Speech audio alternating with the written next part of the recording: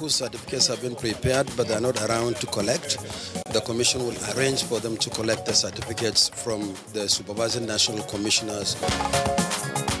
INEC presents 417 legislators of last National Assembly election with certificates of return.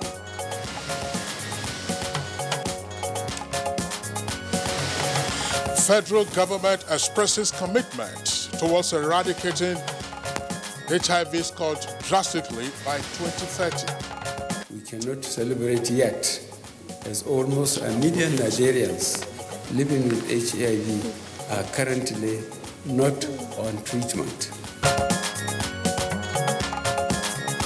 ECOWAS Chairman President Buhari dispatches special envoy to Benin Republic. On Good Morning Nigeria today, our focus is on building collapse and aviation.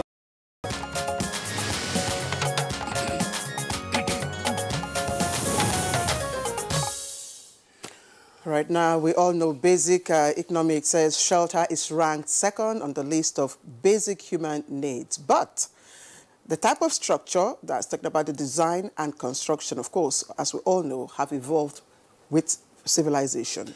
Well, that's right. Now, the structure and type of shelter are basically where people live or transact their businesses, of course, have been driven by the dynamics of civilization. Worldwide, for instance, buildings are usually constructed to take into cognizance natural occurrences. And in some locations, of course, those occurrences have to do with earthquakes and, of course, ocean surges and other potentially devastating occurrences. Indeed, Kingsley, of course. But in this part of our world, where such conditions, I may say, are practically absent, buildings are constructed at the whims and caprices of the owners and their contractors. Now, the driving force here is barely safety, but money. So, in order to save cost, professionalism is compromised.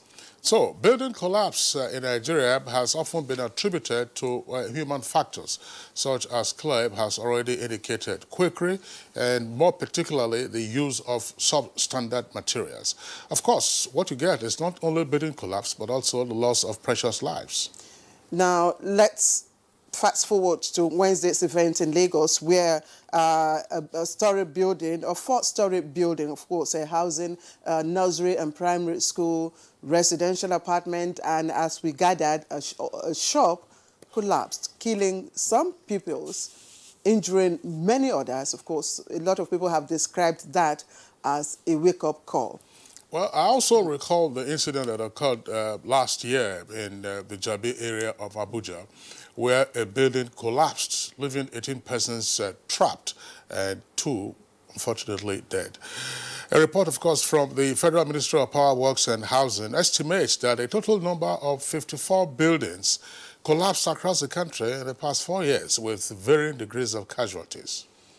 So it is with heavy heart that we're compelled by 2 incidents, of course, which occurred this week, in which many people died.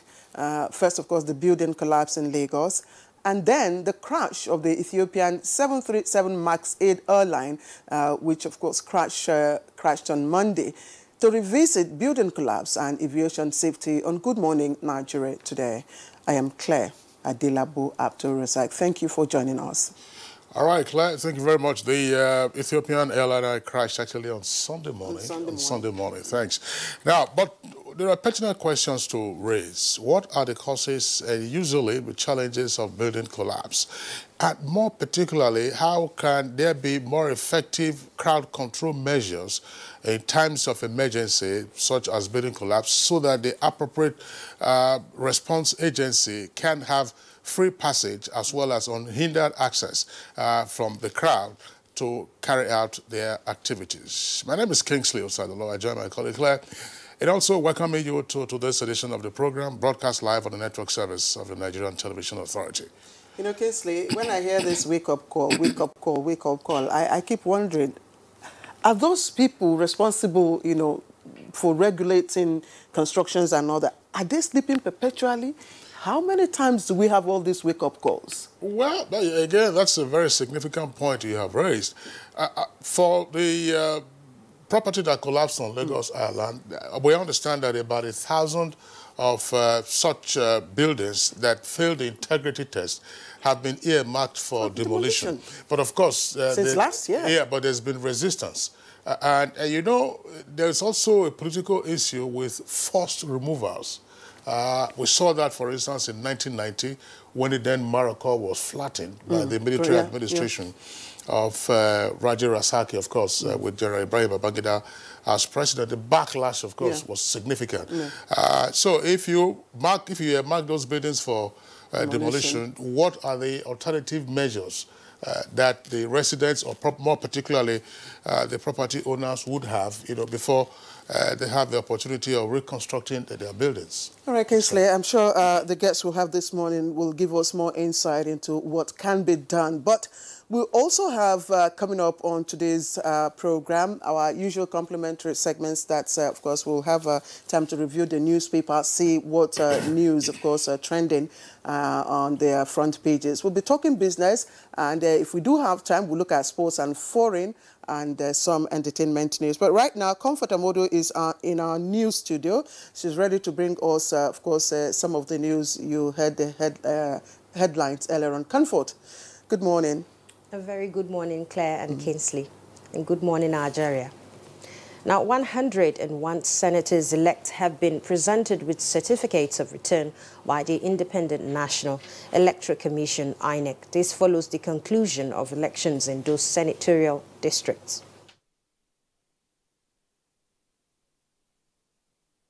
This time around, we want a relationship that will be properly characterized between the legislature and the executive, characterized by consultation, by coordination, by partnership. By the grace of God, we are going to make our mark. My major concern will be how to perfect the electoral process to make it a little hitch-free and rancor-free for our people. We would like to see how we can transform Nigeria football, looking at English Premier League as a test case. Meanwhile, 316 members of the House of Representatives have also received their certificates of return.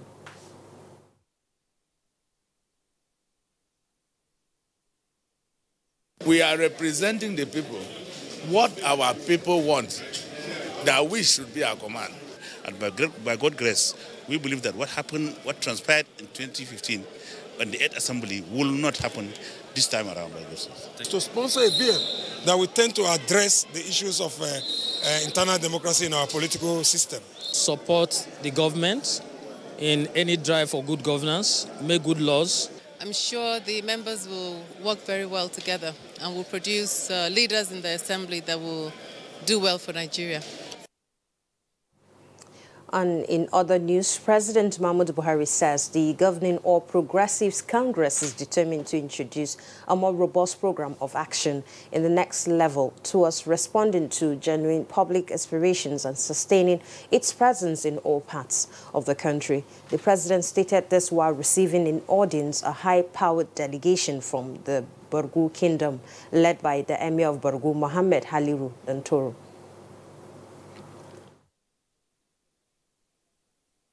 The infrastructure you mentioned in your constituencies, I assure you that I will try and do what I can, and that since I'm going to be around, God willing, for the next 4 years, I have made a promise. The ministers responsible to comply. The stage is now set for Nigeria's fullest potentials and best talents to be unleashed for meaningful change. Mr. President, we humbly urge you not to be distracted in redeeming the battered image of our country. Now, following the threat by members of the opposition in Benin Republic to boycott the parliamentary elections scheduled for April 28th, ECOWAS Chairman President Muhammadu Buhari has dispatched his special envoy, Minister of Foreign Affairs, Geoffrey Onyama, to meet with President Patrice Talon. And we had excellent discussions with the Minister of Foreign Affairs of Benin and with the President of the Republic. And, we're very happy. There's a lot of flexibility, openness that the President has, indicated. And so it was a very good mission. We conveyed the message of President Muhammadu Buhari. My president was happy to receive this message from his brother. He explained the whole thing to my colleague. And what is also important here is that President Talon is an open-minded person. The Foursquare Gospel Church in Nigeria has congratulated President Muhammadu Buhari on the renewal of his mandate by the Nigerian electorate during the recent presidential election. A statement by the Special Advisor to the President on Media and Publicity, Femi Adesina, indicates that a letter addressed to the President and signed by the General Overseer, Reverend Felix Meduoyi, on behalf of the Board of Directors, leadership and entire worshippers of Foursquare Gospel Church in Nigeria, said Mr. President's victory at the presidential poll held on Saturday, February 23rd, 2019 is a testimony of God's divine providence over his life. They commended the administration for providing the enabling environment for a generally peaceful and successful election. The statement went on to say that the church prays that God will enable Mr. President utilize this God-given mandate to continue to forge a strong, viral and united Nigeria, irrespective of race, religion, or region. And President Muhammadu Buhari is convinced that the end of HIV/AIDS as a public health threat in Nigeria by the year 2030 is truly in sight. This was while announcing the results of the Nigerian AIDS Indicator and Impact Survey, which estimated the number of persons living with HIV in Nigeria at a significantly reduced 1.9 million. The president, who described it as critical turning point for HIV epidemic in Nigeria, called for concerted efforts by stakeholders towards pushing for the last mile. I am delighted that these more accurate figures indicate that fewer Nigerians are affected by HIV. However, we cannot celebrate yet, as almost 1 million Nigerians living with HIV are currently not on treatment. The end of AIDS as a public health threat by 2030 is truly in sight for our country. Let us therefore work collectively and push for the last mile. And wife of the president, Aisha, Muhammadu Buhari has emphasized on the need for pregnant women to make themselves available for HIV tests in order to guard against mother-to-child transmission of the virus in Nigeria. Mrs. Buhari has also been reappointed as UN AIDS Special Ambassador for the elimination of mother-to-child transmission of HIV in Nigeria. I wish also to make an emphatic call on all women in this country to test for HIV when they are pregnant or expecting. This will be one sure way of ensuring that those women who are living with HIV can receive treatment and give birth to children free of HIV in Nigeria. Finally, I wish to assure you of my total commitment to create awareness on HIV-related issues, advocate for more support at different levels, and also to ensure the integration of HIV services into maternal and child health programs in Nigeria.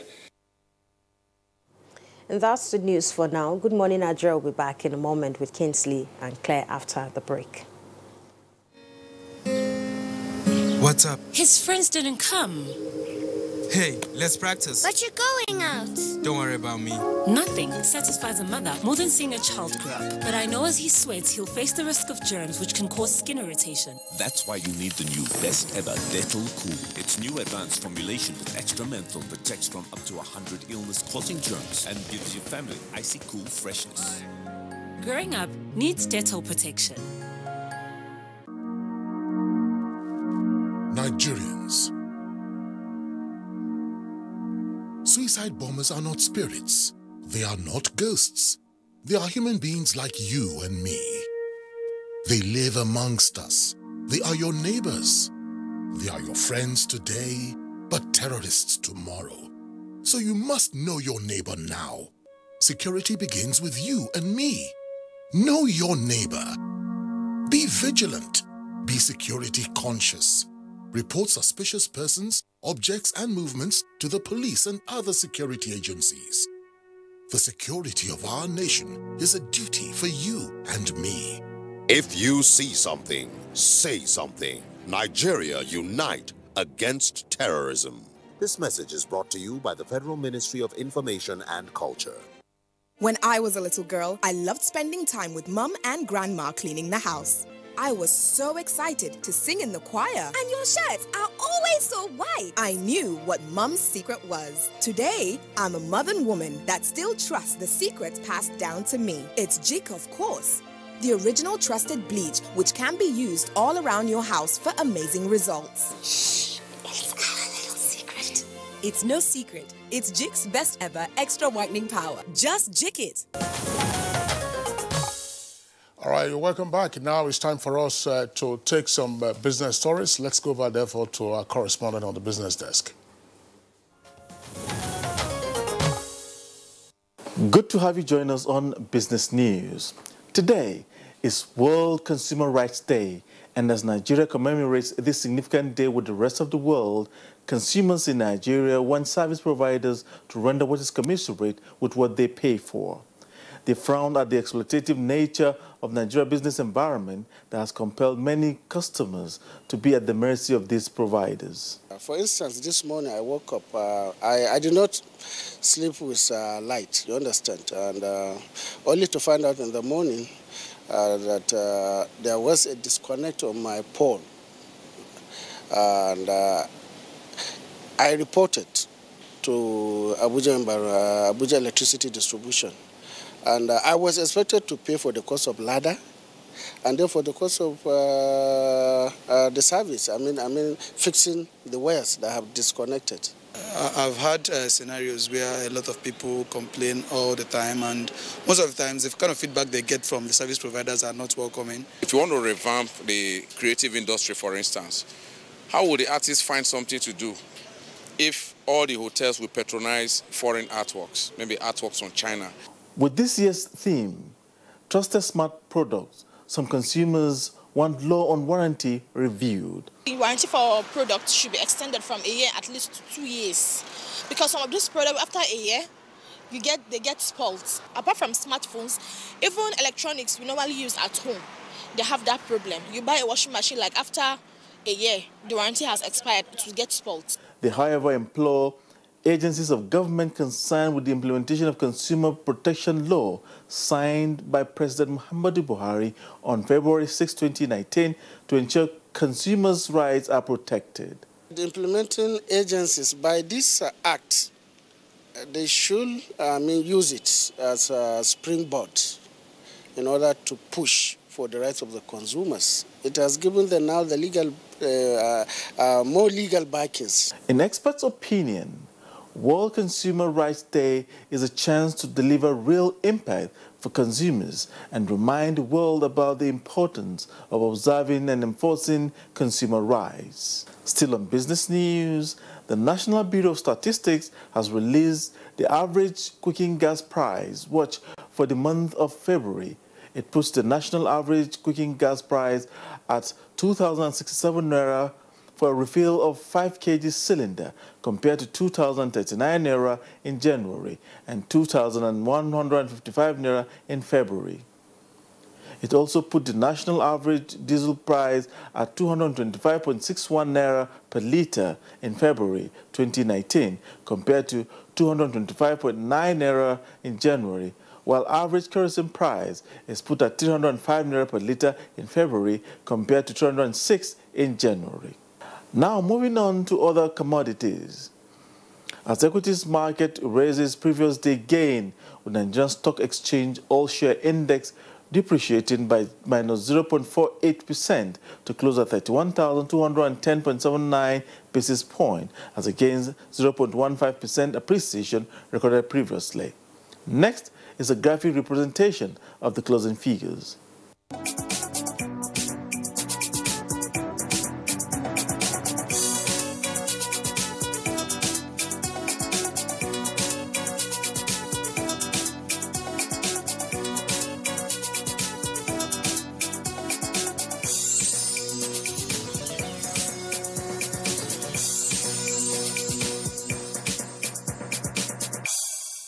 The stock market report wraps up business news at this time. Many thanks for your time.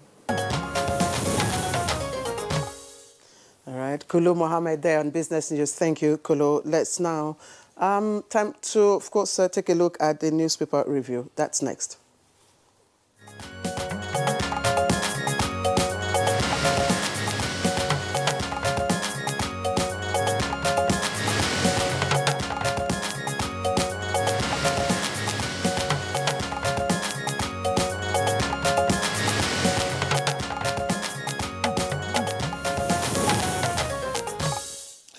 Our newspaper reviewer, Bayo Atoyebe, is with us on the studios. Bayo, good morning and welcome as always. Thank you, Kinsley. Good morning. Good morning, Claire.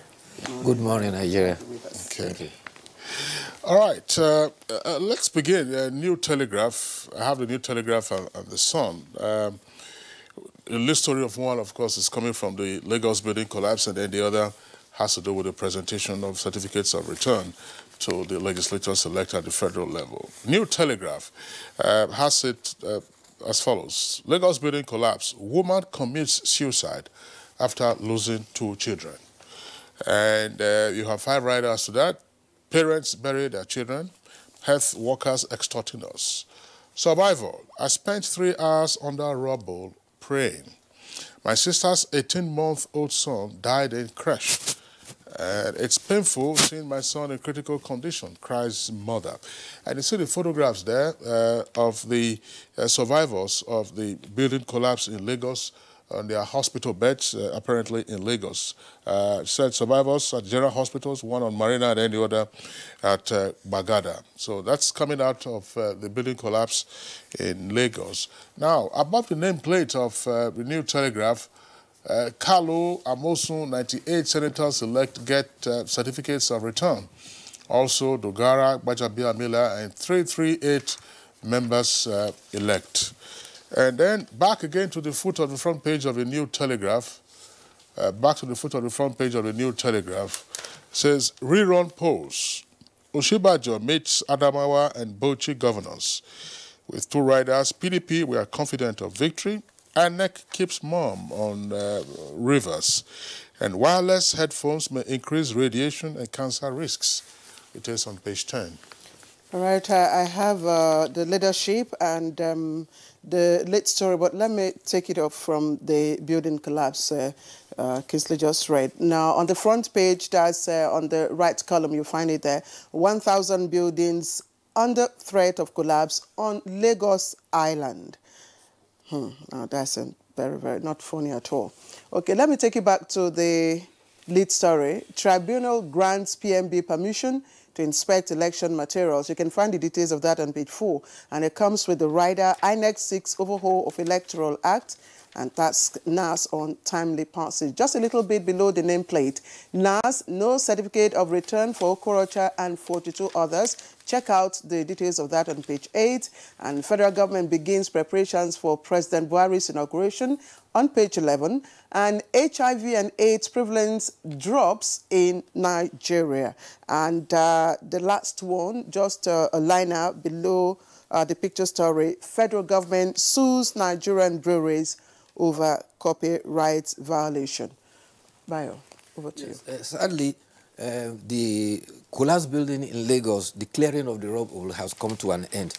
But residents have been lamenting. On one hand, they are angry that the government officials are using the issue of collapse building to extort from landlords. They also complain that the building that actually collapsed, the parents had complained about the structure of the former school before they moved to the current structure that collapsed, apparently moving from fry pan on into fire.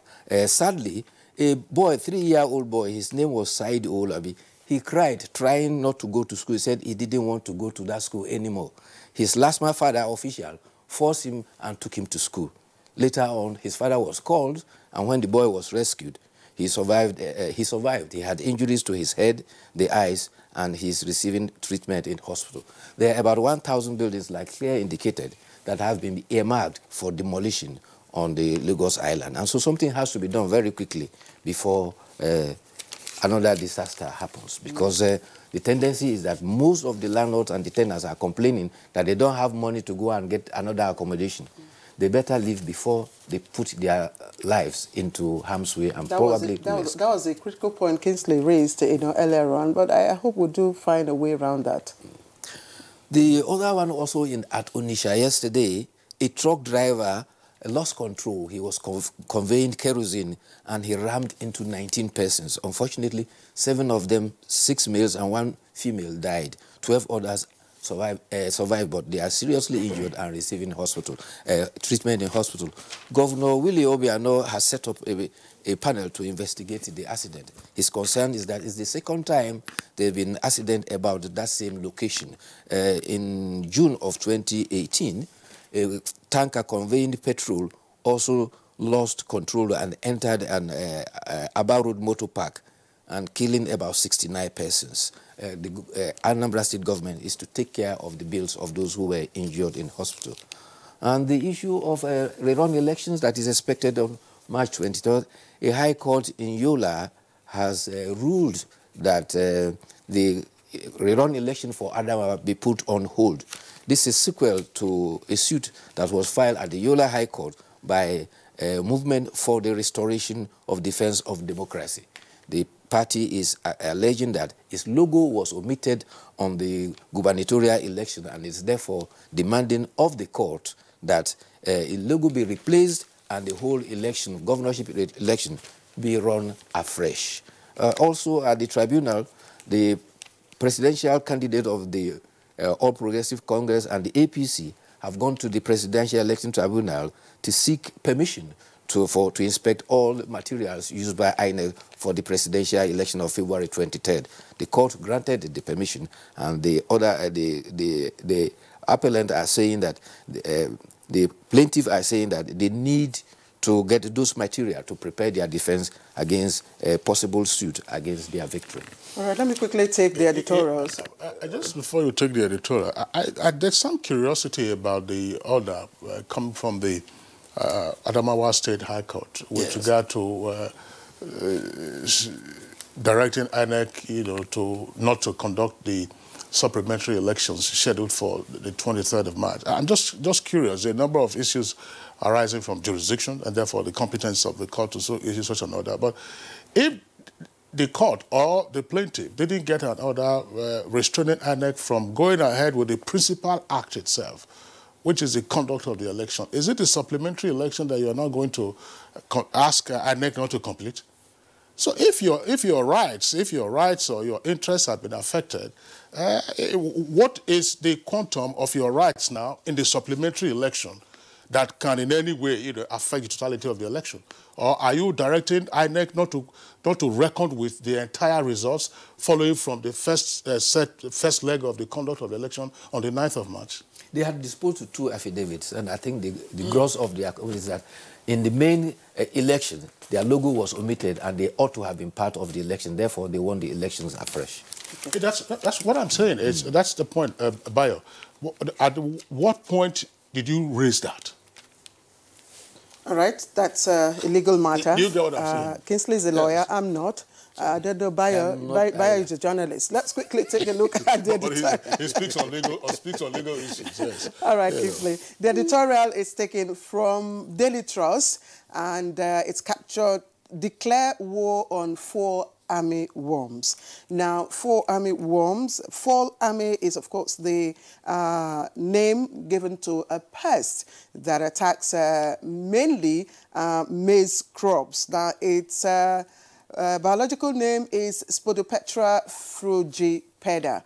And this paper is saying, in the absence of natural control or good management, it can cause significant damage to crops.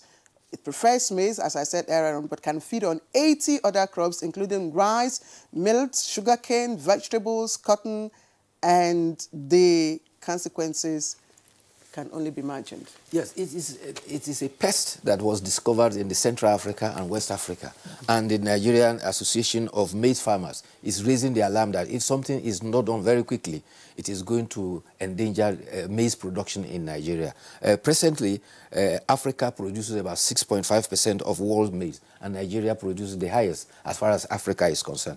And if the initiatives of government to diversify towards agriculture so that we have food sufficiency in the nation is to be achieved, then we must wage war against this armyworm that is ready to wage war against our maize production and other crops. And therefore, the association points out that in December last year, the Minister of Agriculture actually inaugurated a committee on this. And what the association is demanding is that the committee should get to their acts together and work to stem the threat from the armyworms. All right. All right, yeah. Bayo, just before we let you go, I'm just throwing this in. Maybe it's something that will come up subsequently. From the front page of the Daily Sun newspaper, right at the foot of the front page, it says, supplementary poll. 5 arrested for buying PVCs in Kano. I'm sure you've read a report or heard of it, that some of these PVCs are being sold for as low as 500 naira. Yes. Supplementary poll. I mean, the whole idea, of course, is to therefore deny such persons the opportunity of participating in the supplementary elections scheduled for the 23rd of March. One simple issue, in my opinion, that it raises. Do some Nigerians realize the worth of the PVC? Do we therefore, have to go back to debating issues that were well and alive before the adoption of universal adult suffrage? All right, Bayo and Kingsley again declaring war. I'm wondering if this war is a conventional war on full army. But that's where we wrap up this segment of Newspaper Review. Bayo, it's a Friday. Yes. We wish you a pleasant weekend. Thank you. All right, good morning, Nigeria. We'll be back in a moment. Helen! Hey, where's your mom? Today is her toilet day. What?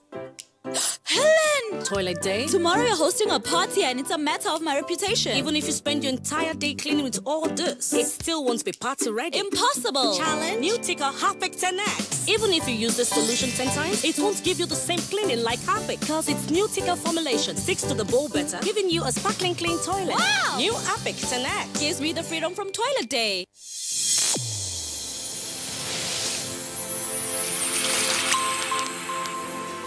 A new edition of TV Guide is out with special focus on the role of the media in election coverage. Exclusive on the National Broadcasting Commission, its mandate as the sole regulator of Nigerian media. Dr. Toba Daba then and Ishat Modibo Kawu now. This edition also features the king of stand-up comedy in Nigeria, Ali Baba.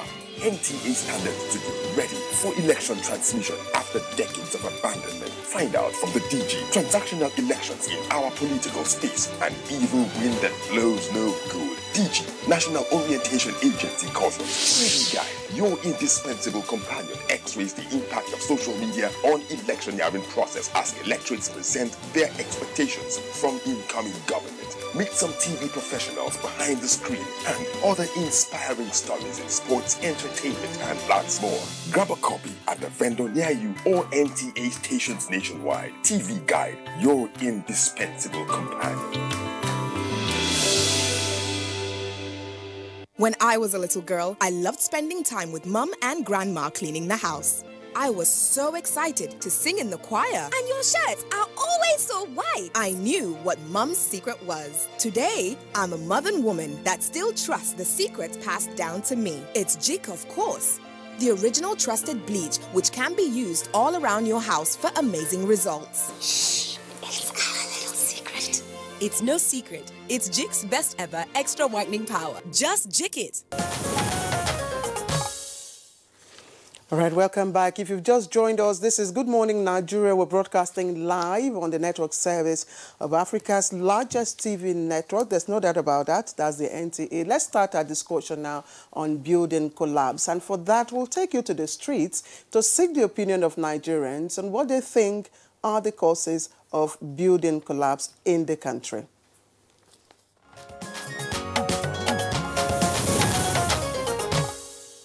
Actually, it was a very big tragedy that happened to entire Nigerians. It's not just Lagos State, it's entire Nigeria that happens to. Because losing the peoples of that caliber is a very big sad news, even to the parents, to we, the entire Nigerians. It affected everyone, but the government itself needs to wake up to the core, because if you see the structure or the buildings in Lagos, I think you need a total rehabilitation. Why the building is collapsing is that because they are not using good materials. When you use good material to build a house, it will not collapse.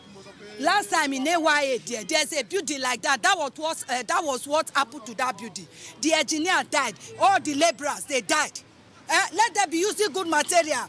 Enough is enough. Anywhere in the world, something happens, people try to get it around. Maybe they can do one or two things to help the people.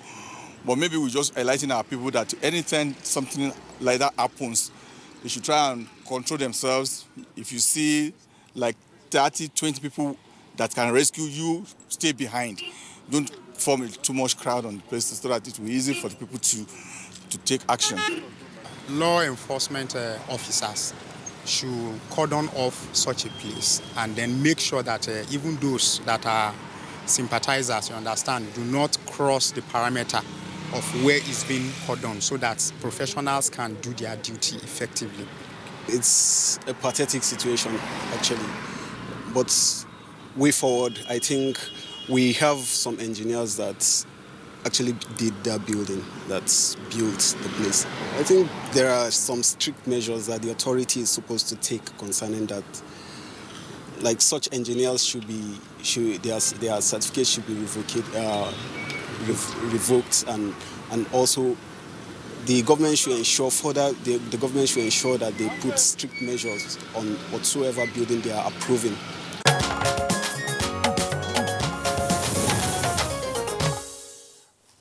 All right, a cross-section of Nigerians there expressing their views on the spate of the collapse of buildings in the country. We have guests with us in the studios, as well as, I believe, from Lagos, to also discuss this issue. First, let's welcome architect Festus Njoku.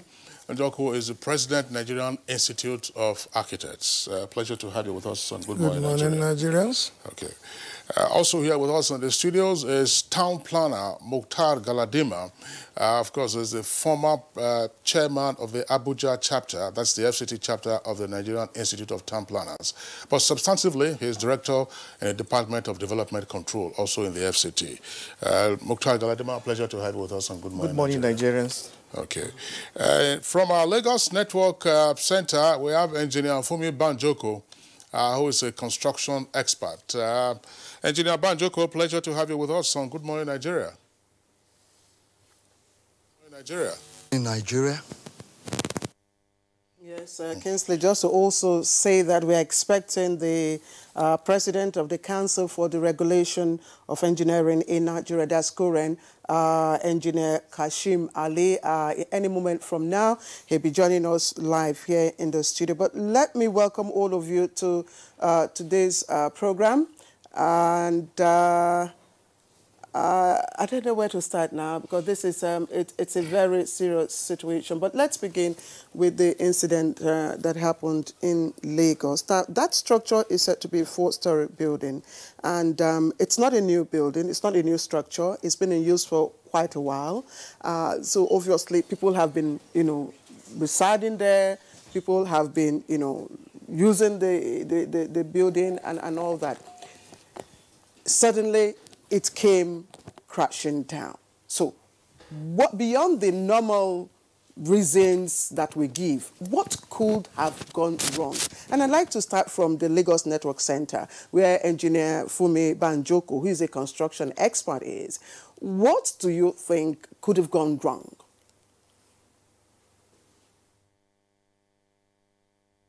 Well, for starters, buildings are designed for specific purposes. And why a building is designed for residential, you expect a particular number of people to stay in a building. The change of use of buildings is a major problem. You might have overloading, overpopulation, that's one. 2, structurally, buildings have lifespan, and it depends on the design. What kind of foundation was used? A number of times you have poor workmanship and non-experts building. But then when you say suddenly, I don't think there was anything sudden. There will have been signs on that building. There will have been cracks. There will have been movement. But then nobody was responding or taking note of it. So the day it happens, it becomes sudden. And that's a major problem here. On the island especially, the use of buildings keeps changing. Most residential buildings have become commercial. So you have more dead load than design. You have them, maybe that building has been used for storage before, even of properties. So on most of those buildings, the ground floor is shops, second, third floor, they're used as storage buildings. So I don't know even how long the building has been used as a school. Or maybe it was first a warehouse, then a school, I know. And those are major issues to deal with. Okay, but Engineer Banjoko, I will stay with you. Give us a sense of the impression you get whenever you drive in and around Lagos Island. You look at a number of those buildings. In the first instance, they look pretty unsightly. You cannot judge a building's integrity, of course, by mere looks.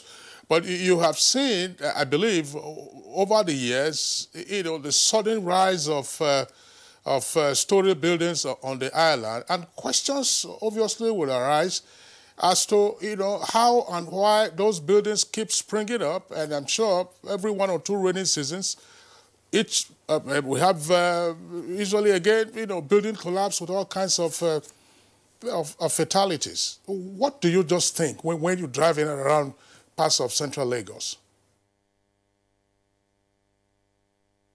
For major observation, as you said, rightly said, those buildings just spring up. And I think they spring up for economic and commercial reasons. Suddenly, in cities, value of land is high. So I guess people go for commercial reasons.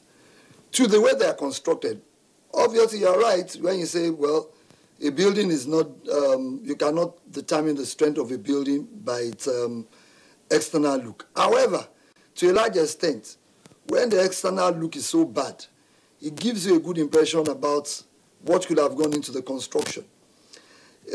Most of them, you just find out they work on previous foundation. I very much doubt if the foundations are proper and properly done. Most likely they just go on raft or whatever foundation is there, and they add floors as they like. Most of the buildings don't show any professional touch. From external look, looking externally alone gives you an idea of the internal. I very much doubt if professionals are involved in a lot of the buildings. I doubt if they had good structural works, if at all there are any structural engineers that worked on them. I also very much doubt, I believe the buildings are just copied. A model is there, the man on my right did this, and they just do exactly the same to the next one, and they keep going floor to floor. So mere looking, without even a test, those buildings don't look sightly. They don't look like buildings that will stand the test of time, like what has just happened. As a professional, that's what I would say, even without doing a test. All right, thank you, Engineer Fumi Banjoko, for the points that you have marshaled out. And just to say that while you were speaking, Engineer Kashim Ali just walked into the studio. Let me quickly welcome him because my next question will be directed to him. Engineer Kashim Ali, thank you for joining us on the program today. And just to also say that this is not... Today's program really is not just for academic exercise. We're trying to see if we can put a finger to the real issues that really cause building collapse and probably come up with solutions for decision makers, of course, to work on and probably find a lasting solution to it. Engineer Kashim Ali, I know you've been asked this question several times, but specifically to the incident in Lagos, what comes to your mind? Thank you very much. I first of all see lack of humanity in Nigerians. I see greed. Because if you look at that structure, it has metamorphosed from what it was originally to what it is now. if you can see that there's only a penthouse, and then of all the decisions, the most unreasonable one is to put that this school on the top floor. Because a school premises is first and foremost more like a public place. Parents come in and go out, friends come in and go out, people come in to make inquiries. So if you, for instance, estimated that you will have a class that will take, say, 30 children, you could have in a day traffic flow there exceeding 20 because of inquiries, parents coming and all the rest. And a structure that was already fragile, you are now making it even more dangerously so by increasing the level of dynamic load that will come. So because dynamic load creates vibration, and those things will get down to the foundation, and with an unstable foundation, what you get is what we got. But so I liked your approach this time. I think we're not even looking at the causes. It's not the only building. Many buildings in Isaleko have exceeded their shelf life. That's why I'm going to ask you specifically, because you've said greed, and of course the fact that that building, probably had other loads, extension. Does Koren feel a sense of, responsibility, a sense of guilt, over this incident? A sense of responsibility, yes, but guilt, no. Because we have discharged our responsibilities. We do have what we call the Nigerian regulation monitoring, and we don't have the power of enforcement. But for every ARM we have the development control or building plan approval office in every state as members, and we have the Nigerian police force also on the membership. We do go around, and when we see some of these things, we indicate them, we advise, because we don't have the power to even seal a building, let alone pull it down. We do advise. And some of what you see, those markings, are the consequences of those kind of pieces of advice that come to government. But sometimes when this happens, it takes now a political will to do the right thing. So we don't feel the sense of guilt because we discharge our responsibility in truth. Okay, Engineer Kashim, thank you very much. Let's bring in our architect Festus Njoku, who is the president of the Nigerian Institute of Architects. Let me issue this alibi on behalf of architects by saying that it is unlikely that professional architects who are on your register could be the ones designing some of those structures that you find on Lagos Island. I mean, let me just issue that. However, what is it that the NIA, that is the Institute of Architects, has on its own in the course of the frequent occurrences of building collapse in the country found out? Are your members either complicitous or negligent? Thank you. Thank you very much. I think most of this collapse has not been traced to a professionally registered architect. It's either because Nigerians like cheap things. They go for what is cheaper for us. The consultant charges this amount. So if this student just came out of the architectural school, a medical doctor who has just been, you don't see him going to surgery on anybody. But here, he's in his final year. You're already giving him a job to go and design for you, multi-story buildings. So most of the time when it happens, we come, who is the architect, and you see his name is not on the register. So what do? It means that the person who hired him is negligent. First of all, how do you know register? Ask for his practice license. If you show me your practice license, any restaurant will have a practice license, which is renewed yearly. So once it's like that, we are absolved of any complicity. What is precisely the role of the institute? Is it just to, get a catalog of, people you call registered architects? No, the role of the institute is to make sure, first of all, there is the regulatory body, Architect Registration Council of Nigeria, that registers the architects. The institute is some association where, but all of us are doing the same thing. So when this person is registered, we know where our members are working. And we don't work alone. To get up a building is not just architect, go and do this. It starts from, first of all, the land surveyor goes to the site to give you the perimeters, then give you the contour levels. You now get the soil engineer to do the soil test. Is this soil stable? The type of soil he gives you shows you the type of foundation you will use. Then the architect come in and designs. He visualizes how the building, the space relationships, and all that. When he finishes, the structural engineer is right there with him. Now, for a structural engineer, this building may be a hospital, it may be an airport. It doesn't matter for him. This is the area of slab. I have to put my columns here, stiffen the building.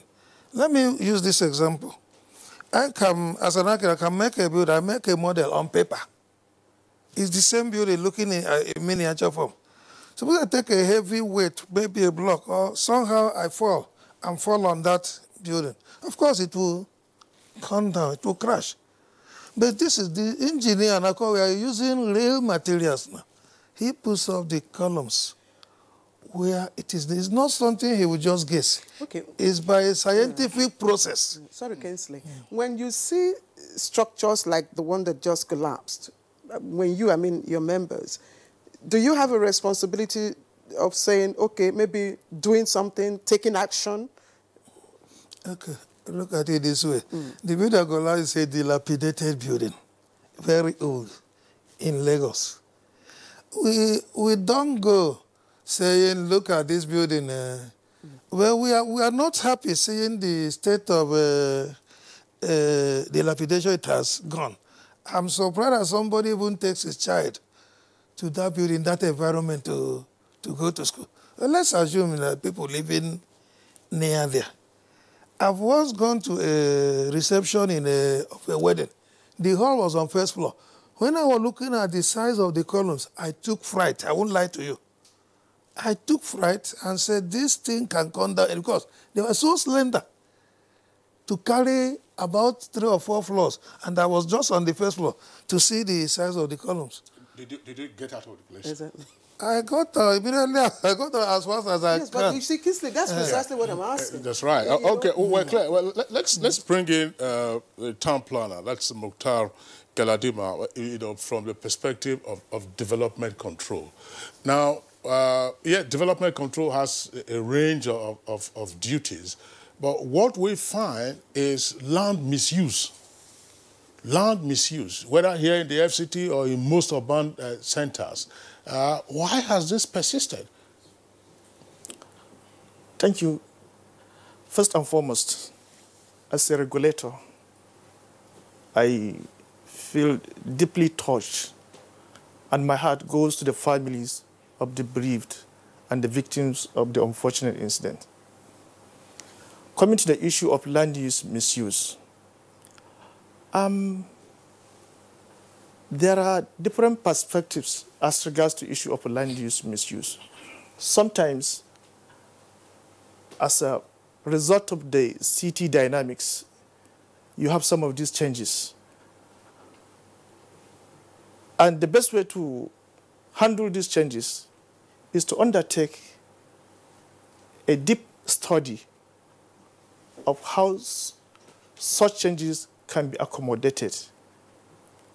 Taking the case of a typical example in Abuja, the case of Aditokombo, Ademola Crescent, and Aminu Kanu Crescent. By the time you look at it critically, you will see that in the initial design, there must have been some defaults in such a way that you have your houses facing a major arterial road directly.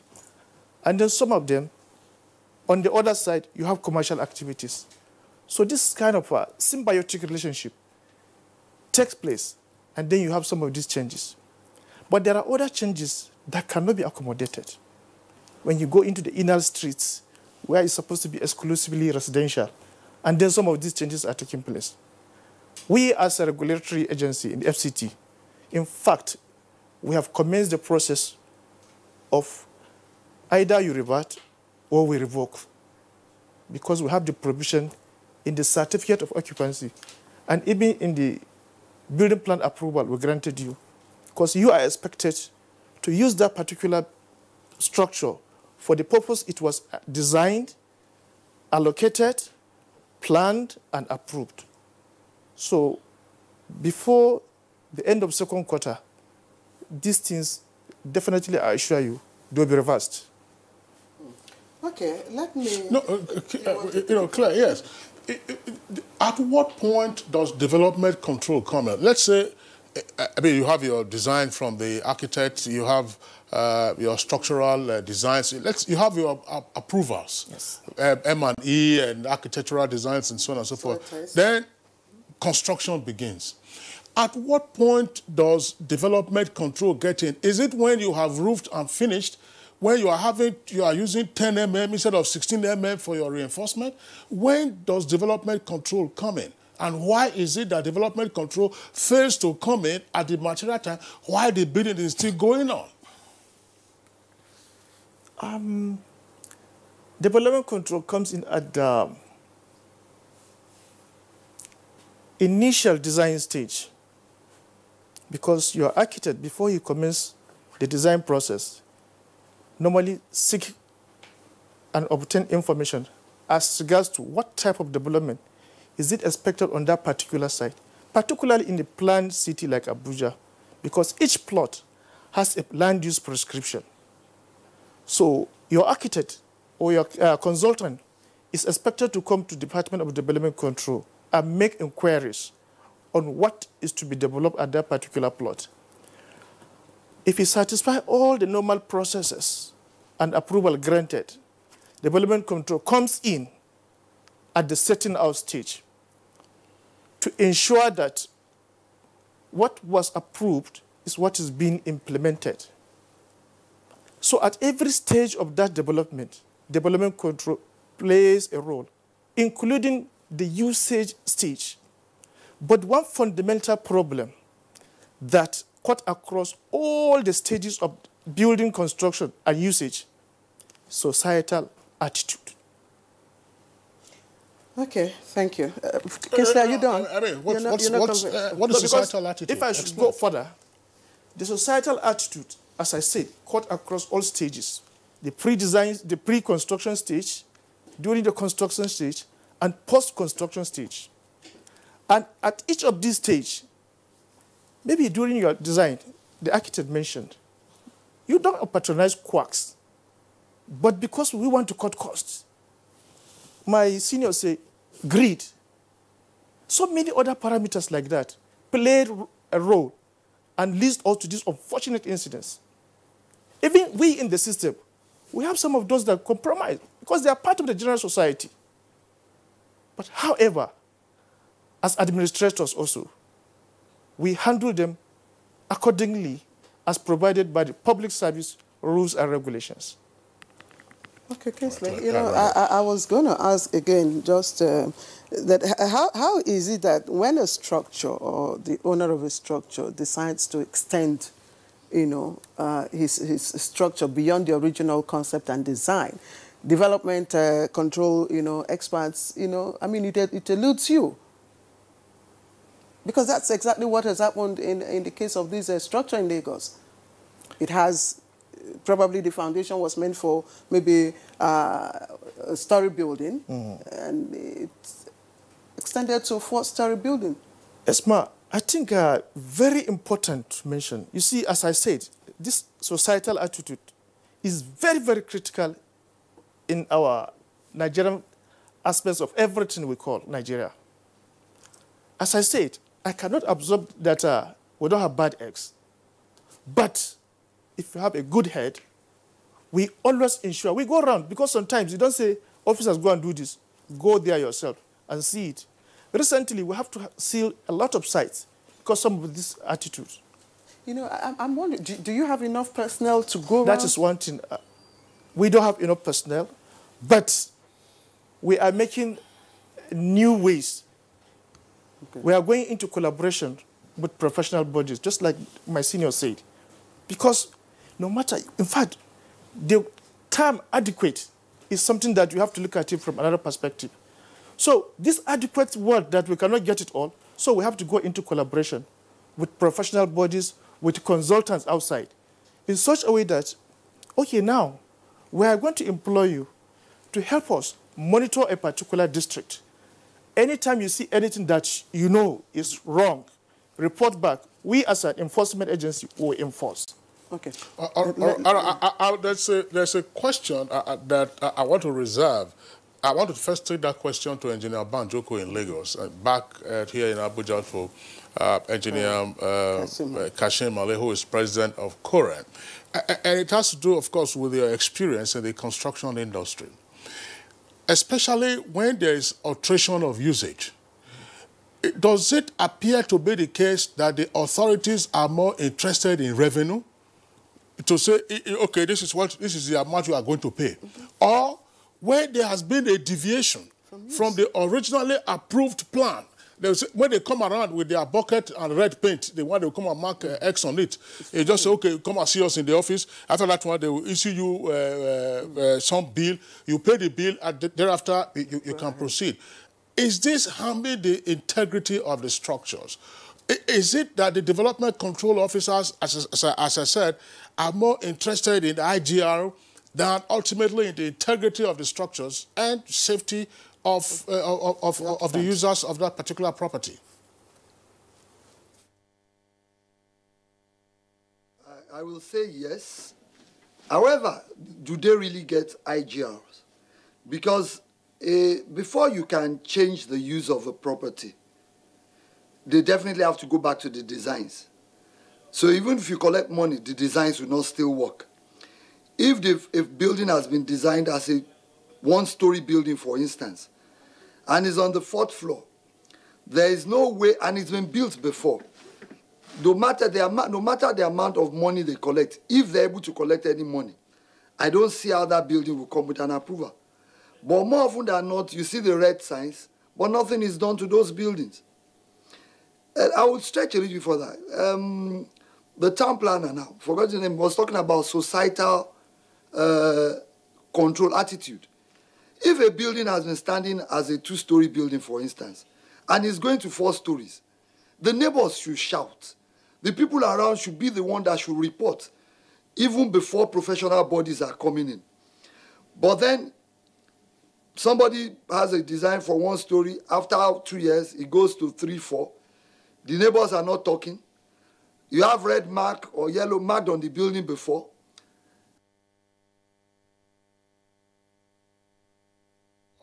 Oh, shame. Sorry, we have a freeze there from Engineer Banjoko. Engineer Banjoko, we hope to be able to return to you. Engineer Kashimale, please take it from there. Okay, let me just take it from what this issue of responsibilities of neighbors.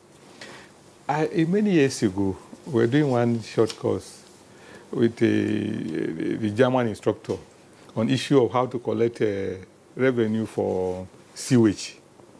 And he said, in Germany, if your neighbor sees you carrying a jerry can, even if it's 10 liters of water, he will call the authorities to report you.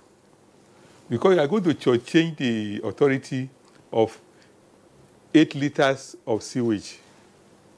Because to calculate how much sewage you pay for is the amount of water you take. If you consume 10 liters of water, you pay for 8 liters of sewage. That is how patriotic they are many years ago. But our culture are result for some of the things we have. People will have an enemy. Your neighbor can become your enemy forever just because you reported to the authorities. But the authority has only procedure. They only control. For instance, if you are living in a neighborhood and your neighbor wants to change the character of his building, They won't grant him approval until you consent. There's a consent form you must sign before they approve such alteration to his build or her building. So those are these things. But coming back to the real issues now, the procedure in what, for us in engineering, nothing is impossible. If you have a bungalow, you want to convert it to 100 stories, it's possible. It's only the issue of how you want to do it. So often those who want to do this want to cut corners. So they use all means to circumvent the procedures. For instance, I have been involved in an investigation where somebody had a mall properly designed by a firm of architects. They sealed it. They had the structures done by a firm, its consultant, sealed it. They took it to the government control, got approval. Then they now told the architect, thank you very much. We have in-house personnel to supervise the construction. Structural engineer, thank you very much. They disengage them properly. And it's allowed in practice. Because there are 3 stages in practice. You can terminate at any point without any prejudice. So they did that. When they started, the provision on what that line use is in Abuja here, was that you have a large space because it's a mall parking area. The man saw that that parking area was too big. He chose to now extend the mall. But he didn't go back to his consultants to help him. He did it on his own. He just pulled the beams and the columns about 15 meters without design. So while still in construction, once he pulled that, the team pulled the whole building down. And by the time the investigation commenced, we were very happy, very excited when the government control gave us the record of the architect and was, oh God, at least we have caught professionals today. When the guy he gave us a letter of disengagement, and the time, in fact, they heard about the collapse much later. They didn't even hear it had collapsed, that their structure had collapsed. So that is the thing. Then we now say, where is the engineer? They say he was killed by the collapse. But no engineer was there. But of course he said somebody had been killed. What can you say? But these are the thing is truly the truth about our situation. These things are not technical problems. They are purely societal problems. Irresponsibility carried to high heights. And lack of also political, I say it with all sense of responsibility. You recall, in Abuja here, there was some rascality at a point, and structures were put even on sewer lines. I had cause, because of my involvement, I had cause to do some study. There was a case of a house that, from literature review, where they put a structure like unknowingly on a sewer line. The structure went down, because every structure will settle to a point. You design it, you know where it will settle up to, and that is a safe point where it will settle forever. Now, the thing settled on that sewer line, cracked it. So anytime the sewer, it comes and penetrates, it soaks the slab, the floor slab. So the floor slab is always moist, but not moist with clean water now, but with sewer. So the children were always falling ill because children play on the ground, they roll, and sometimes they make contact with but when they go to the hospital, they'll be well. They come back again, they get sick. So there has to be an investigation of the house to see what was causing, why is it home? And they now saw that there was a bit of some slight foul smell. But you know, when this foul smell comes, sometimes you put either you put sand, you put all kinds of to kill it. Instead of identifying the odor and taking it away, people would just shield it with some other thing. It was found that the building had. So we use that for advocacy. On Accra Street, there are all kinds of things like that. And that's how those structures had to be pulled down. It took a political will to do that. We need political will in this country because the worst has not happened. Yes, in the Lagos has become a modern city. They want it to be a mega city. Mega cities are re-evolving. Go to Kuala Lumpur. I went to see one massive structure that was built in the days to house men. But they now say it is not in tandem with modern practice. They are pulling it down to put. People in Lagos should be using condominium now because they are the most advanced people in Nigeria. Anybody in Lagos is who are 70 years old, who are highly educated. In fact, I know someone who is 90, whose father is a graduate. You know, it's not the same thing in other parts of Nigeria. They must show that to other people. They must have the courage to do things. Engineer Kashim, what you are saying, you know, we're just talking about building collapse now. Let's leave out the other aspect of fire prevention and fire protection. Because some of those alleyways and irregularly designed and constructed buildings on Lagos Island, well, as Nigerians would say, God forbid, if there is a fire incident, you will have a major challenge, you know, even getting to the particular scene itself. And after a while, they will run short of water, even though the lagoon is just nearby. Obviously, because you don't have hydrants, you know, constructed in those particular areas. But there's one point I would like Architect Festus Njoku to also speak to. Engineer Kashim Ale was talking about the disengagement, formal disengagement of professionals, architects, structural engineers, and the others by a client after the design and approval. There have also been reports of internal competition and therefore displacement of one professional by the others. That sometimes some architects, you know, will purport to be experts across the entire value chain. And therefore, you know, yeah, they will design, they don't go and you get a structural, they say, no problem, we have a structural engineer who works with us.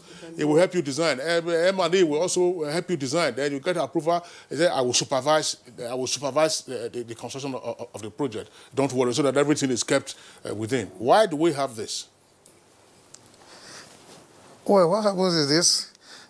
Like myself, maybe if I design a house, I've been working with a particular engineer. So if you engage me, I'll ask you, do you have your engineer? If he's qualified, work with him. If not, I have engineers working with me. But the issue really is not in the supervision aspect, which is what he was saying. It's another area we have to be very careful. I had a 8-story building in this Abuja. When we were being designed, I just left, I think for a 4-day trip. By the time I came back, they've already covered the foundation. The speed at which I got suspicious. Can you open this up? Because the soil was very strong, and so we thought this is very strong. The contractor wanted to cut costs, only for him to now leave off the foundation part, just the block on the... So the effect of this is that the weight wouldn't be spread over a wider area. So it's just like pin points going into the ground. So if I say, immediately, it's a very big contractor, but his man on site, sorry, so don't report it, don't quickly dismantle everything, start all over. Then they did the right thing. Suppose I wasn't there, or I came after a week later, and they are building. Okay, they must have finished foundation by now. I will assume. So that's why it's important we supervise what is to be done. Eventually, the problem may start years later. You know, Kisley, I just wanted to ask, because we've all been talking about, you know, cutting corners, you know, engaging quark or using substandard materials. But have we also stopped to ask why people who own story buildings, you know, do not use professional, you know, or experts, or do not use quality materials? Is it that professionals in terms of architects, engineers, civil or structural engineers are too expensive? They're not within reach? Can we also address that? Okay. Yes, please. I think that's where we have to correct societal impression. I give you a typical example, the one that happened in Port Harcourt. The person engaged a student who hasn't finished. And that student, just like what they say, engaged his fellow students in structural engineering and all that. And the building came down. When it came down, the same man who engaged the people and paid them peanuts now hired a son to come and defend him in the tribunal. Do you get it? So he knows. Why didn't he go for another student lawyer? Are you getting me? Now, lives are already involved. He's now, because his head is about, so he gets a son to, why didn't he at that material time get the right, what is important? This building will cost 50 million. What is wrong if you give 5 million or 10 million for the cost of designing it? You want it to be 100,000 naira, but the building is 50 million. So the consultants are bit, because they will do the right thing. Because as you give me my license, my future is tied up there. So I cannot get my name messed up. Yeah, that's right. Architect Njoku, thanks a lot. I mean, the question Claire raised is a very pertinent one, particularly for Nigerians. Don't cut corners. A professional might be expensive at the takeoff point, but a professional will inoculate you from the challenges that you get to face with your construction. For those who, of course, who have been involved in construction work, I don't know whether Lagos is still okay. For both Engineer Kashim Ali and Banjoko, I would like very quickly to make a comparison.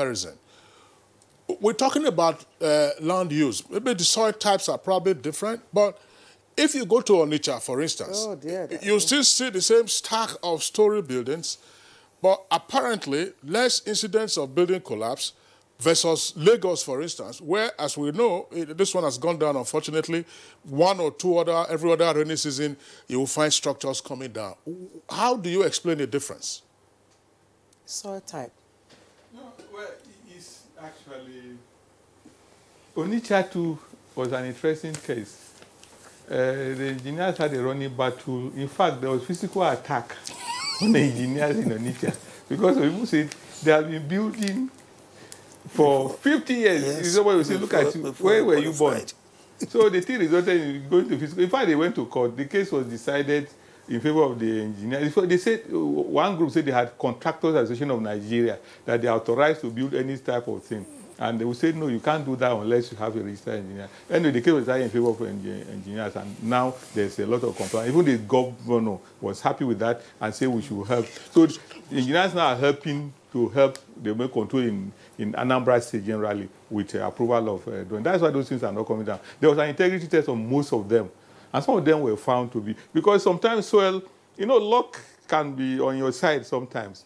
It's only when you want to be a bit more ambitious, then you go, because if you've done something somewhere, you work, and you did 2 stories, you work, then you now say you are now ambitious, you want to do 5 or 6, then you say, look, you have exceeded your limit.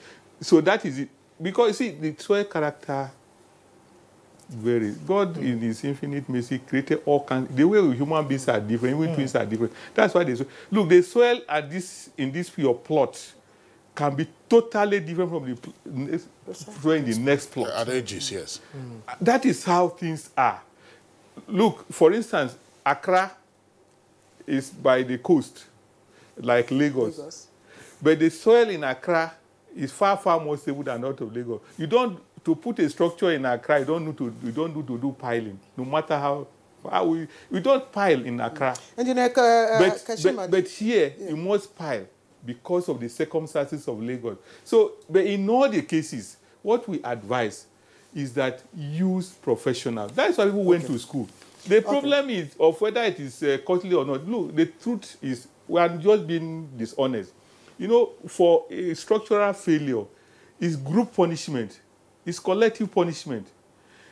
If I challenge the investigative journalist to go and find out the owner of that property, his own personal house. Yes, I'm sorry, Engineer Kachimali. We've run out of time, really, because we have a second, equally very, very touching topic we need to talk about. But I'd like briefly, in very few words, Engineer Banjoko, enough of all these wake-up calls. I mean, one building collapsed, people say, okay, it's a wake-up call.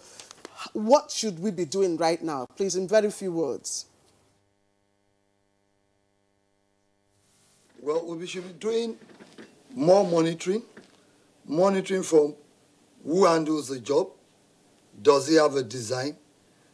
Is it well designed? The society, neighbors, should also be involved in what is happening around them. That way, we avoid calamity. I believe every structure, even before it comes out, you will see signs. There will be cracks, there will be shifting, there will be noise. Everything noticed and observed should be dealt with by the owner, by the community, before there is another calamity. And that way we'll play safe. All right, Engineer Fumi Banjoko, construction expert, joining us from our Lagos Network Center. Thank you very much for your participation in our discussion this morning. We also would like to appreciate the other participants, Mukhtar Galadima, who is a director in the Department of Development Control in the FCT. He's a town planner. Thank you for being with us. It's my pleasure. Our appreciation also to architect Festus Njoku, who is president of the Nigerian Institute of Architects. Then we'd like to thank always President of COREN, that's the Council for the Regulation of Engineering in Nigeria, Engineer Kashim Ali. Thank you for being with us again on Good Morning Nigeria. Well, we have a number of tweets, but unfortunately we are out of time. We cannot take them, but let's express our appreciation, Claire. Muhammad Bashiru Meza, Francis Jethro, Okoche Jackson, Ahmed Ibrahim Idris, Abdul Karim Zekari, Festus Akimboyewa, and Dele Jack Solomon.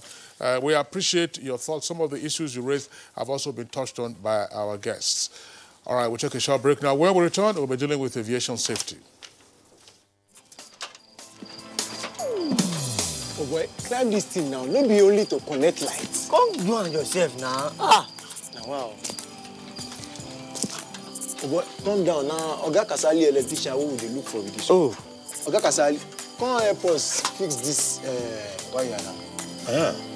Sorry, I no longer carry out illegal connection. It puts the lives of people at risk and can cause fire outbreak and disrupt power supply. I will never be part of anything that has to do with this any longer because change begins with me.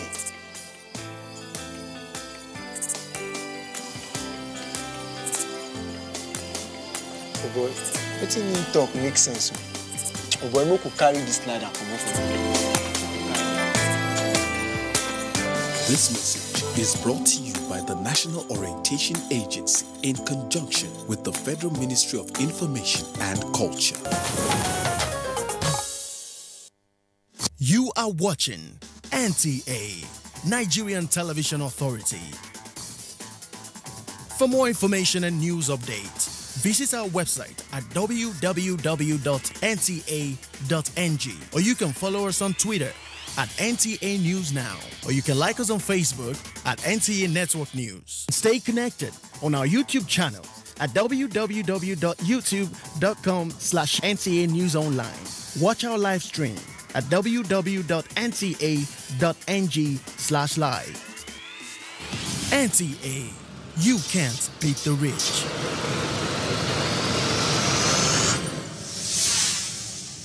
If you hear a bomb explosion or gunshots of an active shooter, that might be a terror attack.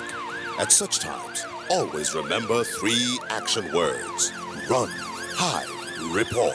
Don't try to run towards the terror scene to save the situation, because there might be a second bomb blast or another attack. Run far away and take cover. Make sure you are safe first. Yes, it is in our nature to sympathize over the hurt, but remember, only trained personnel can help in such situations. When in a secured environment, promptly call relevant authorities and help will come. For anonymous reporting, call 09630-3250-5 or 0813-2222-106. If you see something, say something. Nigeria, unite against terrorism. This message is brought to you by the Federal Ministry of Information and Culture. Welcome back. It's still Good Morning Nigeria. Let's talk aviation safety now. And last Sunday's incident involving 737 MAX 8 airline en route Addis Ababa to Nairobi has been generating safety concerns, of course, among countries. But the Nigerian government has assured Nigerians that such aircraft is not flying, of course, the Nigeria's airspace, and, of course, has issued a ban to that effect. Now, that will be our next discussion. Kingsley. All right, Claire. Of course, as you said, there are a number of safety concerns that have been raised, and a number of countries where the MAX 8 737 is in use, those aircraft have been grounded until further notice. Let's quickly introduce our guests who are joining us here in Abuja as well as in Lagos. From Lagos, we have our regular guest on aviation matters, Captain Roland Iyaye, is a former managing director of the Nigerian Airspace Management Agency. Captain Iyaye, pleasure to have you with us on Good Morning Nigeria. Good morning, Nigeria. Good morning, Nigeria, and good morning, Kingsley and Claire. Okay, and from our Kaduna studios, we understand that we don't have the all clear yet. We have another guest who will be joining us from Kaduna. He's a veteran pilot. Here with us in the Abuja studios, Captain Mukhtar Usman. He is the Director General of the Nigerian Civil Aviation Authority. That's the regulator of the aviation industry in the country. Captain Usman, pleasure to have you with us on Good Morning Nigeria. Good morning. It's a pleasure to be here. Okay, and Godi Ike, an aviation expert, is also here in the studios. Good morning. All right. Claire? Yes, Kingsley, let me again. Okay, I'm told we have Kaduna right. Of course, we've established connection. And we have Captain Mohammed Joji, former Managing Director of Nigerian Airways. Thank you, Captain, for joining us for this discussion.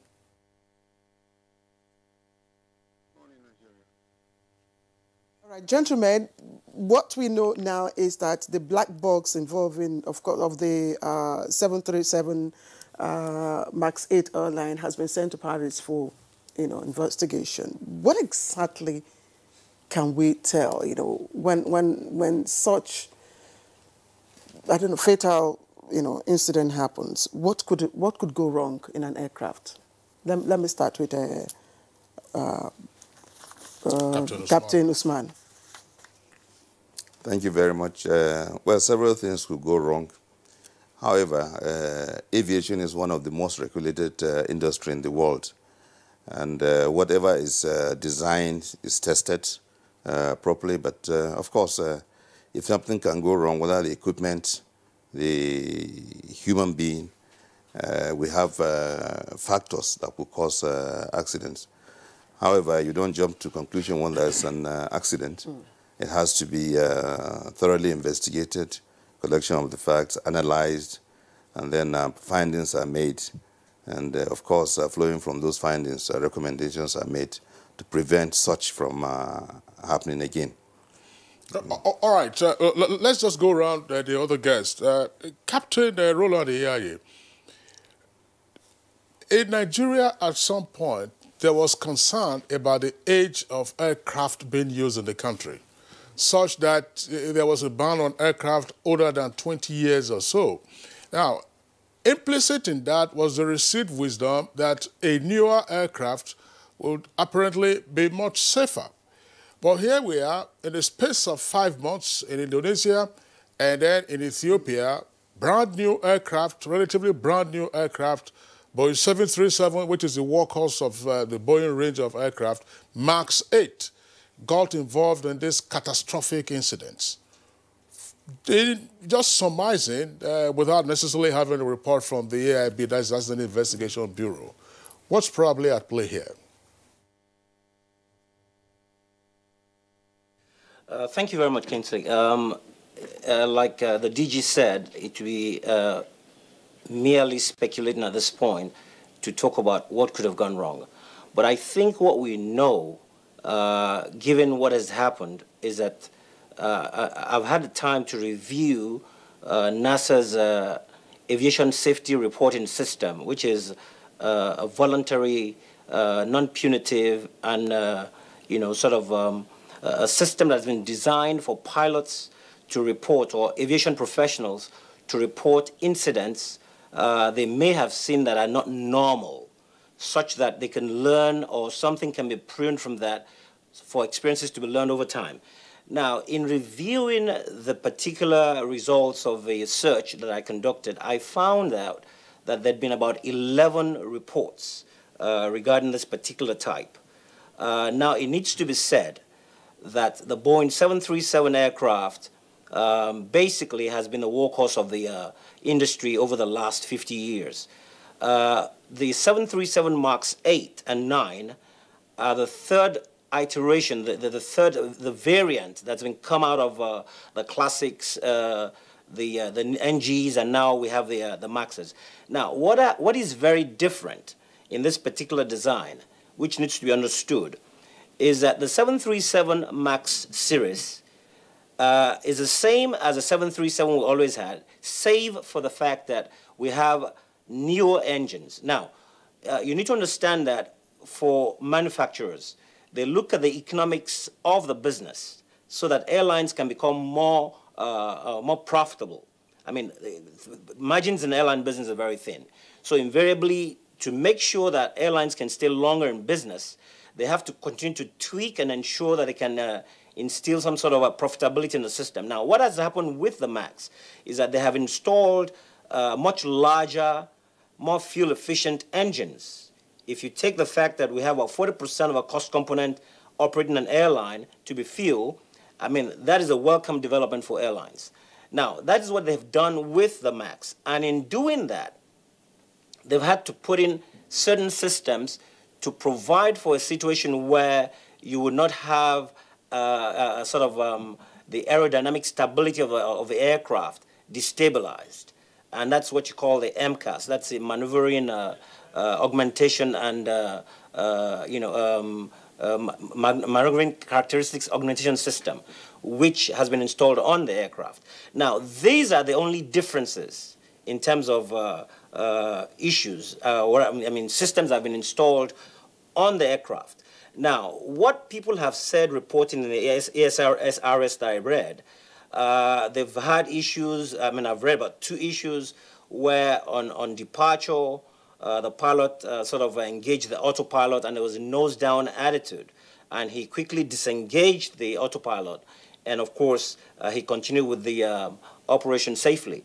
There was also another report where it was reported that, the pilot found that the manual for this particular aircraft was inadequate, in which case certain systems installed on the aircraft were not found in the manual. These are ongoing debates as we speak in the US. Now, let us understand this. The age of an aircraft, which is particularly your question, the age of aircraft is not really the issue in question. What is in question when you talk about old aircraft is the airworthiness of the aircraft based on the maintenance status of the aircraft. You can actually have old airplanes flying in the airspace safely as long as the maintenance are carried out and are done as at when due. However, I mean, in this case, you have an aircraft that's barely 5 months old and you have this sort of catastrophic event. Now, the issue is not so much of the age, but in this particular case, we really, I mean, like I said, we'll be speculating to be talking about what could have gone wrong. The jury's out there, of course, in terms of what I've just said about the systems, but I know for certain that age has no bearing on whether or not an aircraft is airworthy or not, except, of course, the maintenance is not done as at when due. Now, if it is done, then, of course, you have a safe airplane. What it means, that's essentially for airlines, when you operate an older airplane, it costs you a lot more, to operate. So that's essentially what the problem is with the age of the aircraft. It has no bearing whatsoever on the safety or otherwise of the aircraft. Thank you, Captain Roland Iyayi. I know several interviews or discussions we've had with you, you've always emphasized on that. But let me go to Kaduna, Captain Mohammed Joji. Captain, what exactly do we know now about the previous crash involving also the 737 MAX 8 in Indonesia? And can we safely say or assume that whatever we probably found out from that incident could have happened in this recent case? Good morning again. From my statistics, it shows that there are 355 of such aircraft built, including 2 from business jet, operated by 52 airlines in 32 countries. So the airplane is doing very well. Now, but the concurrent accident of the, what you call the Lion Air aircraft of the 29th October 2018, and that of the Ethiopian Airlines of 10 March 2009, raised a lot of safety concern about the aircraft. So, you know, sometimes you can speculate here and there. All right, sorry, Captain Jojo, we're trying to work on your audio. Once we are done with that, we'll return back to you. But let me pose the question to Godi Ike here in the studio, who is an aviation expert. Yes, thank you very much. First of all, it's important for the world to understand the business competition that's been going on between Airbus and Boeing. You know, at a time in the history of the aviation world, Boeing was said to be ahead, and then not too long after, Airbus overtook, and then it became a kind of a rat race. I mean, first of all, the A320 CEO came out, and then quickly Boeing followed with the 737 NG, the one they call the new generation, and then shortly after. Airbus came up with the A320 Neo, and then came Boeing with this current Max. That is, yes, it's actually a series of 7, 8, 9, and 10. Yes, depending on whether it's for local use, the smaller ones, that's a 7, and then regional 8, and then of course extended and continental up until 10. But the most popular of them happens to be the Max 8, which because of the advertisement of the efficiency of the LEAP engine, you know, that was what Captain Iyayi was trying to describe to you. The LEAP engine, you know, installed in it. LEAP, what they mean by that is leading edge aviation propulsion engine, LEAP. But then. Boeing is making it look as if they were the first to install LEAP. No, LEAP was installed in Neo, the Airbus Neo, before Boeing came up with Max. But if we fast forward, because we're running out of time. That's fine. Yes. I'm laying this background for you to really understand what went wrong. I mean, Airbus installed theirs, and it didn't have the problem that we are having in the Boeing one. What Boeing did that was different was that they installed it in such a way that the engine protruded, you know, a little, you know, further towards the nose. Normally, if you look at most of airplanes, especially the older 737, you will find out that the engine port stops less than 2 inches from the edge of the wing. But for this one, it's, you know, in order to get some more thrust and more efficiency in fuel consumption, apart from the bigger bypass ratio, that's technical, you may not bother with that. Bigger bypass ratio that, you know, ensures that you consume less fuel. That thrusting out of the engine from the wing, the way it's mounted, causes this aerodynamic issue that each time you put thrust, it lifts the airplane into what is known as a high angle of attack. You know, normally an airplane takes off and you bring down the pitch and you remain, you know, level, and then of course rise vertically as you're going to your assigned. But then if you have an airplane in this position, which is known as the high angle of attack, you displace the wind that is running over those wings. The plane slows down, the airspeed slows down. And every fixed wing airplane has got a minimum speed that keeps it in the air. Once you approach that minimum speed, the plane begins to stall. And as soon as it stalls, it stops flying. Even when you put on your full power, once you stall, the plane stops flying. You know what it does? It falls vertically of the sky. So the engineers of Boeing installed that, knowing fully well that it had that aerodynamic issue of always popping up the nose. They now design a software, the MCAS, software, which duty was anytime the sensor sensed a high angle of attack, it will kick in and then cause the elevator, the elevator is those horizontal membranes you find at the rear. You know, you have them this way and yes, sorry, on the rear. Yeah, that's right.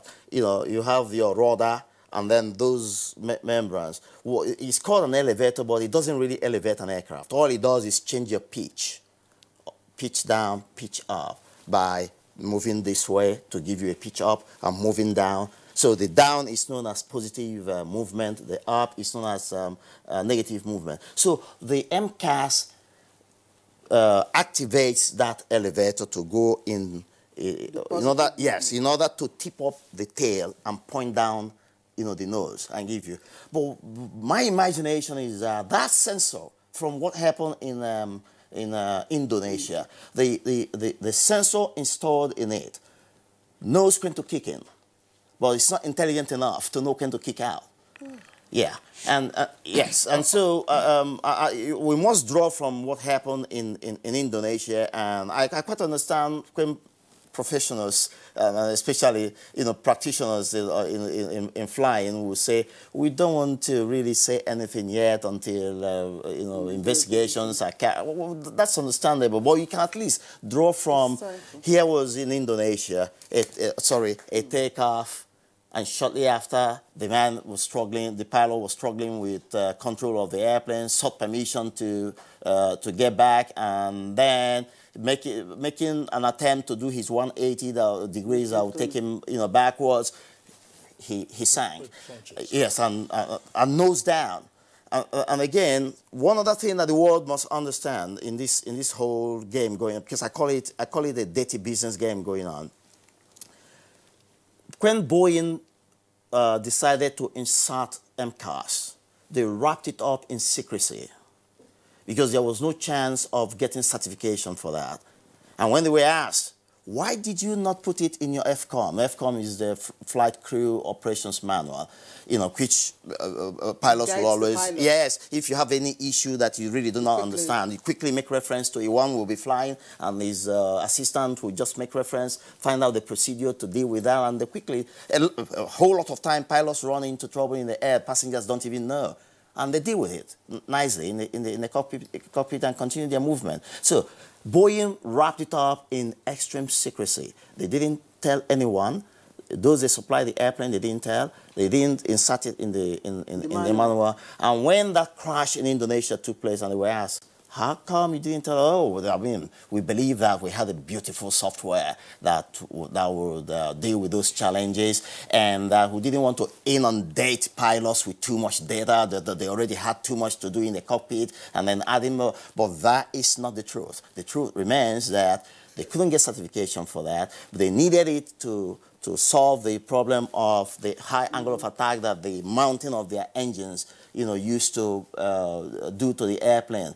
Remember, those LEAP engines are in Airbus Neo, and they are not given these same challenges they are giving in Airbus. All right, yeah, Godike, well, thank you very much for your technical perspective, but just to add that well, we don't have a Boeing official here responding to some of the claims that you have made. Some of them could be in the public domain, but we'll still give them the benefit of the doubt. We hope that once more investigation gets into what has happened, we'll have a fuller picture of what's playing out. But I don't know whether Kaduna is clear. Okay, let's return to Captain Mohammed Georgie. Sorry, we had to deal with your audio, and that's why we returned. We made an air return, to Abuja. So back again to you in Kaduna. Again, can you hear me? Hello, good morning. Can you hear me? Now, you see, let's clear some notion first of all. There are nothing called an old aircraft or a new aircraft. Nothing called an old aircraft or a new aircraft. An old aircraft is as good as a new aircraft if properly maintained. And a new aircraft is as bad as an old aircraft if not properly maintained. Well, luckily now, there are about 355 of such aircraft being built in about 32 countries operated by 52 airlines. So really, the aircraft is a selling kind of a machine. But the concurrent accident of the two airlines, that of Lion Air and that of Ethiopian Airlines, raised a lot of safety concern about the aircraft. That's the whole sticking point. What is the cause of the accident? According to some experts, it's called a machine called IMCAS.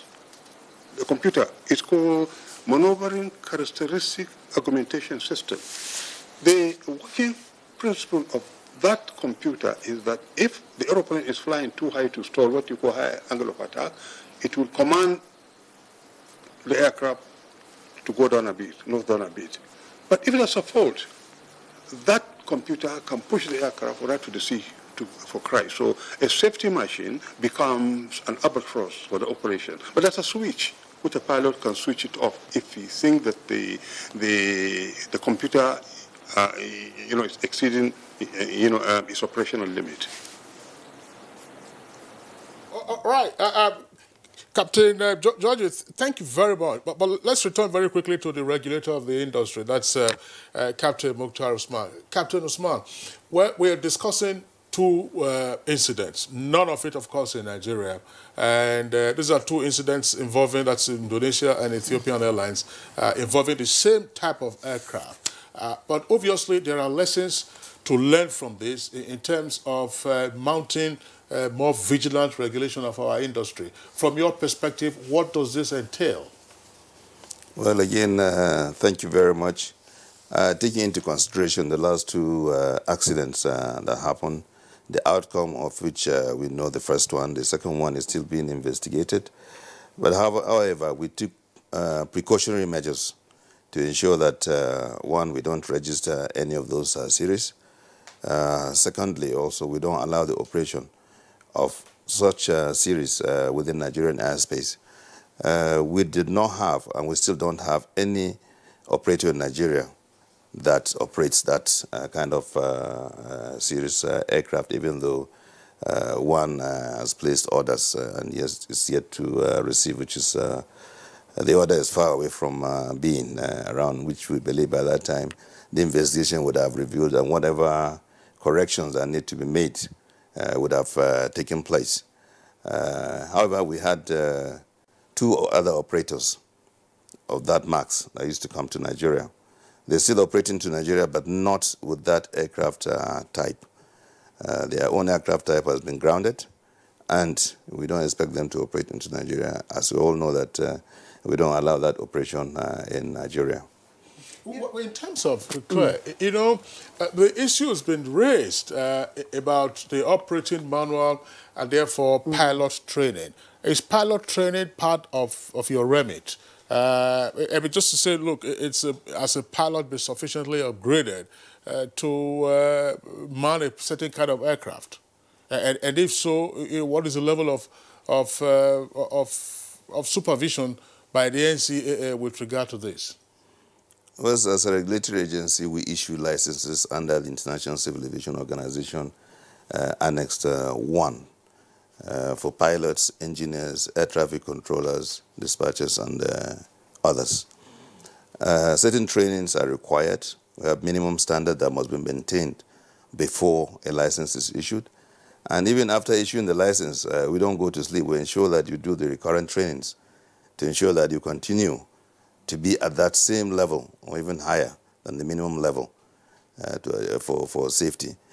As a safety organization, we are governed by the 8 critical elements of safety oversight of the International Civil Aviation Organization. And one of such is the qualification of personnel and the experience, and they have to be in sufficient number. All right. Let me bring Captain Roland Iyayi to take this question, and of course maybe we'll come back to Godi Ike. Two questions come to my mind, and one is that particular aircraft, would it be the first time it was flown? And secondly, the pilot that flew the aircraft, was it his first time? Because if a pilot that has over 1,000 hours of flight, is it possible for such a pilot not to be conversant with the manual and the plane he has flown? Thank you very much. Let's be very careful here. I mean, the particular crash, that's the Ethiopian crash, Flight 302, the captain was reputed to have had 8,000 plus flying hours. That's a considerable level of experience. Now, in terms of how many hours he's had on type, those are facts that are going to be taken out, in the course of the investigations. There's no way a pilot would have been type rated without having adequate knowledge of the systems on the aircraft. However, one of the things that I've found going through the reporting system, like I said, is that certain pilots who have flown the type have complained about not having adequate information in the flight crew operating manual. Now, let's be clear here also. The 737, as Mr. Ike had said earlier, when you have manufacturers trying to do everything possible to optimize profit, at the same time look at safety, it's a precarious balance. Now, what Boeing has done, rather than go for a new, a clean design, was to sort of create a variant of what was the classic, the NG, and now the MAX. And all they have tried to do is just tweak this airplane to be a little bit more efficient so you can get the most out of it. Now, in doing that, for the airlines, you would not require a new type rating because the aircraft is categorized to be the same type aircraft. So to that extent, you're required to have only the same type rating. In some cases, you have what you call differences scores. This is probably what you get, when you move from the classic to the to the NG, and then maybe from the NG to the MAX. You have the variances, the differences scores, which is basically what a captain or a pilot who's been type rated on a particular aircraft undergoes before he moves up to the next airplane. So to a large extent, there's absolutely no way to be possible to have a pilot just get into the cockpit of an aircraft, not having been adequately trained in the systems of that airplane. So in this particular instance, where we're talking about this crash, like I said, it's premature at this point to start talking about possibilities of what could have gone wrong. Yes, we know about the MCAS system, but it's still speculative because the analysis that was drawn, because FAA actually had a full 7.5-minute tracking of a particular aircraft. And what they found, synonymous with what happened with the Lion Air crash, is one of the reasons they decided to actually ground the type until a thorough investigation has gone to conclude either way what could have gone wrong. Now, there are 371 aircraft of this particular type flying in the entire world. And the particular aircraft has about 5,111 orders on the books. So it is an aircraft that airlines have come to realize will be the workhorse of the future. Now, let us also understand that in 2013, the Boeing 787 Dreamliner had similar issues where we had the lithium-ion batteries just setting up on fire, getting on fire without any sort of prompting. Now, what happened with that experience was that Boeing went back to the drawing board and they were able to come up with a system that made this particular aircraft type a lot safer. So what I expect will happen in this case is that whatever we see, the outcome of this will be a safer 737 MAX series aircraft as we go into the future.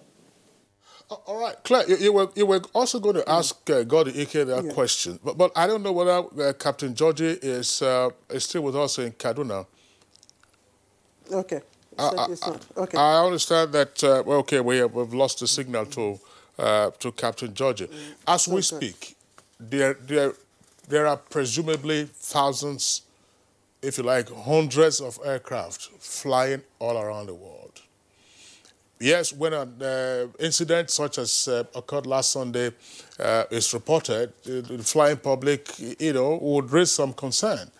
Some persons, if not most, who are familiar with air travel continue to argue that it remains the fastest, and safest means of modern travel. What are your thoughts? Closing thoughts at this time, I would say. Yes, I agree that it is the fastest way, and I often say to anyone that bothers to listen to me that airplanes are very faithful machines. They are faithful machines. They fall off the skies because human operators can be unfaithful and dishonest. And then again, airplanes are as old as their missed checks and are as new as their checks sincerely done. What does it mean to me? I would rather fly a 20-year-old that is due for a C or D check, as the case may be, and is sincerely done. I would rather fly that than a 2-month-old that is probably due for an air check, and that air check is not done. I will enter the 20-year-old and feel safer in there from my knowledge and experience. Now, having said that, let me very quickly, bring this information that will help us. In a few words. A normal autopilot, like all the flying pilots will tell you, is if you resist the movement of your joystick as the autopilot is doing his job, it automatically disconnects and gives you back control of the airplane. But not the MCAS. The MCAS doesn't give you back. It's only when you deal with the trimming. There's this trimming knobs that keeps running in a spin. On both sides of the throttle. It goes round this way, that way, just balancing the horizontal membrane. And the information pilots needed was not given to them. Okay. Neither were they trained on the special installation made. Those were the findings in the crash in Indonesia. Right, and the world must take this home. I keep the buck right on the table of Boeing. Boeing is responsible. Thank you, gentlemen. We must end this conversation at this point. Again, Kingsley, it reminds me of the Titanic ship, of course, that was thought to be unsinkable, but of course we know what happened. But quickly, okay, I know we are closing. Is there a safer place to sit, in the aircraft? Well, thank you very much. Yeah. Once we certify aircraft safe, it's airworthy. The pilots are well-trained. The engineers that release the aircraft are well-trained. All the other personnel that work on the aircraft are certified.